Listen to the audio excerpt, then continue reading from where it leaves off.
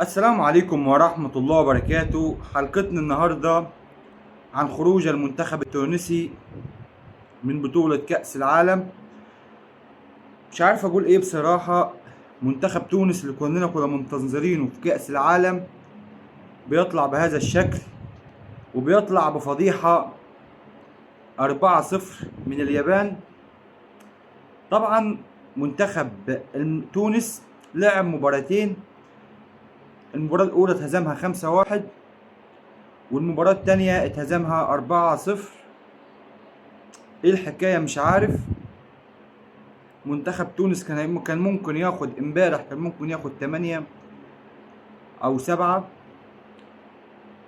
ايه اللي بيحصل يا جدعان في المنتخب التونسي؟ ان يقدم أداء، يعني مش عايزين نقول أداء أوسخ أداء، لا ده أداء ما شفناش منه تاني. يعني شفنا المنتخب التونسي داخل المباراة مش عارف يلعب، ما يعرفش يلعب اي حاجه في المباراه دي واللي قبليها والمباراه الوديه. فين التحضير من الاداره؟ اتحاد الكوره التونسي ليه ما عندوش تنظيم؟ بصراحه انا دخلت النهارده بصيت على التشكيله اللي جيت لك، كل اللعيبه اللي المنتخب التونسي كلها لعيبه بتلعب بره، مش ما فيش غير 2 لاعبين من الدوري التونسي و3 حراس من الدوري التونسي، يعني 5 لعيبه جايبهم من الدوري التونسي.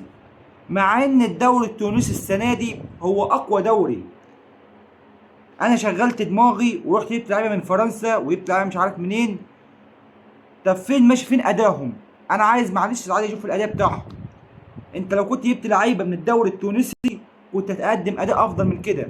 ليه ما جبتش علي معلول؟ ظهير ايسر مفيش احسن منه في افريقيا. ظهير ايسر الاهلي حاليا جمهور الاهلي كله زعلان عليه لحد الان. ليه ما جبتوش انت في كاس العالم؟ محمد علي بن رمضان افضل نص ملعب يمكن في افريقيا، ليه ما جبتش محمد علي بن رمضان؟ ايه تشغيل الدماغ ده يا جدعان اللي راح يجيب لعيبه كلها من بره مش عارفه تلعب؟ لعيبه كلها بتلعب عليهم في درجه تانية ودرجه تالتة، حتى اللي في الدرجه الاولى مش عارفين يلعبوا كوره، مش عارفين يتماسكوا بعض في الكوره. قال لك العيب من المدرب، غيروا المدرب. العيب من اللعيبه يا جدعان اللي تقدم اداء بهذا المنظر. حتى لو اداء وحش المفروض اتهزم 1 ولا 2 في المباراه، بس انت بتتهزم لي ب 4-0 قدام اليابان ليه؟ لعيبه اليابان حلوه عنك في ايه؟